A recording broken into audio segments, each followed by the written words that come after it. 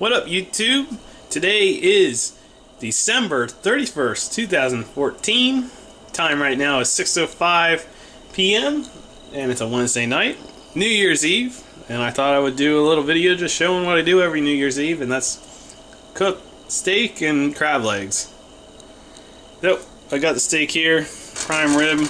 Now, I'm not an expert cooking, but I thought I would just show and document everything what I do every year. I always have steak and crab legs. This year I almost had steak and shrimp, but last minute I went to the grocery store today and kind of went overkill in the crab legs, which you'll see later. But it's New Year's Eve. It's a one day a year dinner that I do this.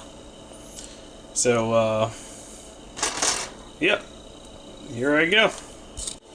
Okay, so I took the steak out and I put a little freshly ground black pepper and some roasted garlic and herb. Sprinkled it on there, and I'm gonna put it in the oven on broil on the top shelf.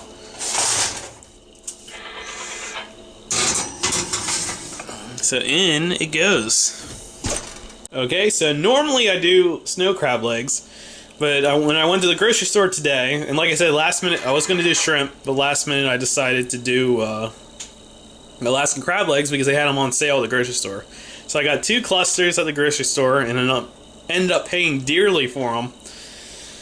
And I usually boil the snow crab legs, but as you can see, these are way too big to boil. So I read online what I'm going to do is I'm going to line this plant. I'm boiling water. I'm going to line this pan with an 1/8 inch of hot water, and after the steak is done, I'm going to go and put these in for put tin foil over it and put these in for 7 to 8 minutes. So yeah, and we'll see how Alaskan crab tastes compared to snow crab. Okay, I'm never good with judging this kind of stuff, but I don't like my steaks cooked too much, so I'm going to call that good. So then I'm going to take these crab legs. I boiled some water to get hot water. I'm going to put the water in this pan. They said an 1/8 inch, so pretty much just covering the bottom of the pan.